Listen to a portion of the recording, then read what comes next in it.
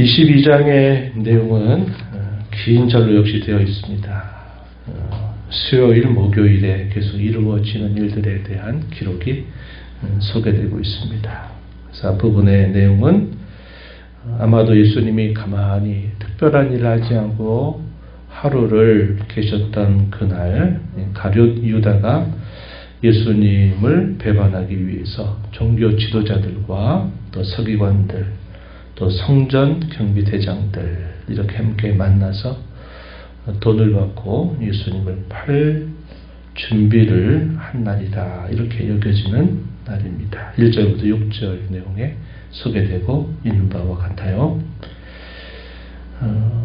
이 모든 일들이 결국 사탄이 계속 의도하고 있는 일이다 하는 사실을 우리에게 보여주고 있습니다. 우리가 읽은 말씀 보니까 이렇게 표현했죠. 사탄이 유다에게 들어갔다. 3절에 그렇게 표현합니다. 자기가 봤을 때 예수님을 3년간 따라다니면서 기대했던 바와 예수님이 예루살렘에 입성하시고 하루하루 하시는 걸 보니까 자기가 그토록 바라고 기대했던 일들이 맞지 않은 것이었을 겁니다. 그래서 결국 이건 아니다 생각하고 자기는 예수님을 팔아넘길 생각을 한 겁니다. 당시 종교 지도자들이 어떠한 빌미를 잡아서 예수님을 책잡아 죽이려고 하고 있는지를 너무나 잘 알고 있었기 때문에 서로의 이해관계가 맞게 된 것이죠. 그것은 이 유다와 종교 지도자들 사이에 일어난 일이지만 그러나 근본적으로는 오늘 본문 우리가 3절에서 있는 것처럼 사탄이 그에게 들어갔다 한 것입니다.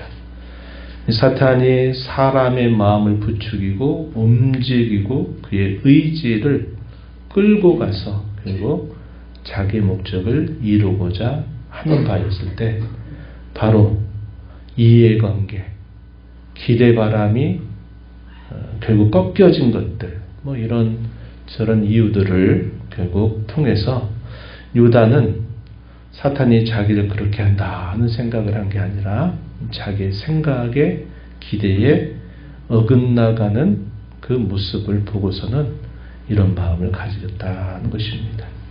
그래서 우리가 되게 사탄이 역사하는 것을 이렇게 잘 알지 못해요. 우리가 신학으로 잘 깨어있고 또 말씀을 통해서 사탄이 어떤 방식으로 일하는가를 우리가 알게 되면 우리가 조금씩 이제 그런 감각이 생기는 겁니다. 이것은 사탄이 부추기는 마음이로구나 하는 것들을 우리가 그때부터 조금씩 알게 되지만 대개의 경우는 이걸 잘 모릅니다. 그리고 자기가 원해서 자기가 하고 싶어서 자기 이해관계와 감정과 여러 가지 여건들이 그렇게 할 수 있도록 자기를 부추기기 때문에 그저 그렇게 한 줄로 알아요. 그런데 신앙 세계를 눈을 뜨게 되면 이것이 성령께서 우리에게 주시는 마음인지 아니면 사탄이 우리의 연약함을 계속 붙들고서 우리를 흔들어 대는 것인지 우리를 시험하고 있는 것인지 하는 것들을 분간하고 대처할 수 있는 그런 신학의 힘이 길러지는 것입니다. 오늘 우리가 이렇게 말씀을 계속 읽고 하나님의 뜻이 뭐고 하나님이 어떻게 일하시고 반면에 사단이 어떻게 일하는가를 계속 살펴가는 것은 바로 그러한 대적의 정체를 우리가 분간하고 우리가 어떻게 대처하면서 이 대적을 이길 것인가를 우리가 깨달아가는 과정이 되기도 하는 것이죠.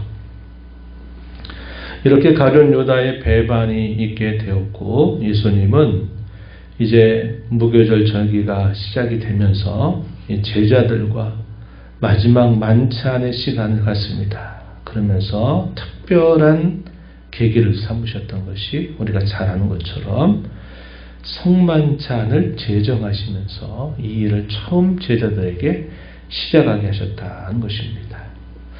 6월절을 앞두고 이런 일을 행한 것은 결코 우연이 아니었다는 것을 우리가 보게 되고 내가 원하고 원하였다. 내가 이 6월절 너희와 함께 먹기를 정말 내가 기다렸다. 이런 말씀을 예수님이 하셨습니다. 15절에서 표현한 것처럼 이 예식을 통해서 주님은 자신의 몸과 피를 온전히 그 제자들과 자기 백성들을 위해서 내어주실 것을 친히 눈으로 보여주시는 사건이었다는 겁니다.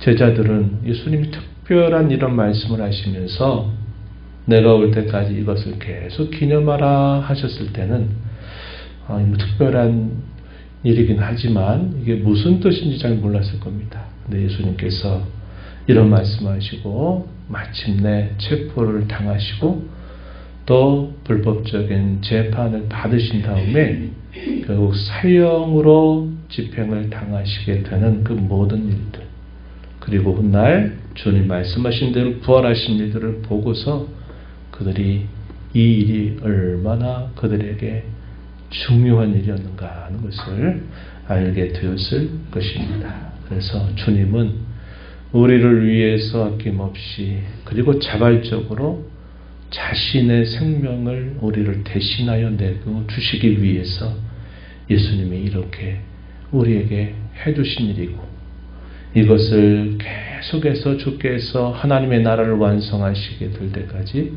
이 일을 계속 하라고 하셨구나 하는 것을 알게 된 것입니다.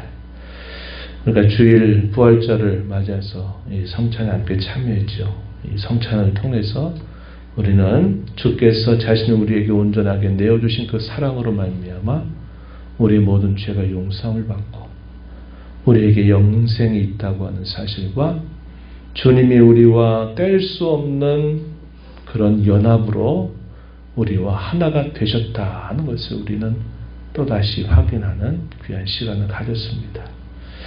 우리의 영혼이 힘을 얻고 우리와 함께 하신 주님을 힘입어서 우리 자신을 이기고 죄를 이기고 사탄을 이길 수 있는 그러한 은혜를 함께 체험하게 된 것입니다.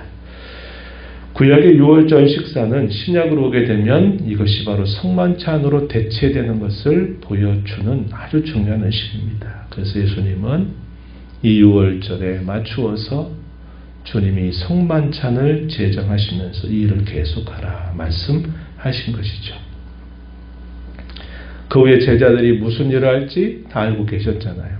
그렇지만 주님은 그러한 너희들이 할지라도 내가 너희를 위해서 내 생명을 다 준다 이렇게 보여주신 것입니다. 그리고 난 다음에 제자들에게 어떤 말씀을 하시느냐, 결국 이 제자들의 배반에 대해서 말씀을 하신 것입니다. 우리 주님의 온전한 사랑이 먼저 보여졌고 그 온전한 사랑 속에서 제자들이 의도하지 않게 쓰러지고 넘어지고 배반하는 그런 일들이 있을지라도 그것조차도 다 끌어안으시는 온전한 사랑을 보여주시는 것입니다. 이후에 주어지는 말씀 24절부터 38절의 이런 내용은 중요한 여러 교훈들을 예수님이 주시는데 제자들은 그때 누가 더 크냐, 뭔가 결정적인 순간이 다가오겠다는 생각을 하고서는 누가 더 높은 자리에 앉을 것인가에 대한 그런 자리 다툼으로 서로 논쟁을 벌이기 시작했습니다. 내가 더 열심히 했다, 내가 더 잘하지 않았냐 하는 것을 드러내기를 바라는 이 제자들의 엉뚱한 모습을 그대로 기록해 줍니다. 그러면서 예수님은 이걸 통해 뭐라고 말씀하시느냐 하면 세상에서는 섬김을 받는 자가 섬김의 대상이 되는 자가 크지만 하나님의 나라는 섬기는 자가 더 크다라는 말씀을 통해서 세상의 이치와 다른 하나님 나라의 이치를 말씀해 주십니다. 섬기는 자가 되어라. 또 예수님이 계속 하시는 말씀이 내가 너희에게 주의 일을 맡겼다. 너희가 이 일들을 감당하라 하는 말씀을 하시면서 장차 영광의 자리를 너희에게 베풀어 주실 것이다. 이렇게 말씀을 해 주십니다. 그들이 누구인가를 가르쳐 주시냐면 사명을 감당할 자들이다 하는 사실을 가르쳐 주시죠.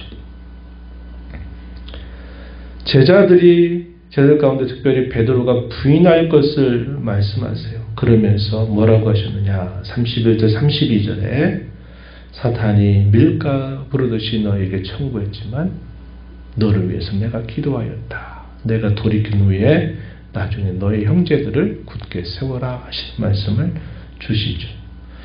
이를 통해 뭘 가르쳐 주실까요? 너희는 하나님을 의지하는 자가 되어야 된다.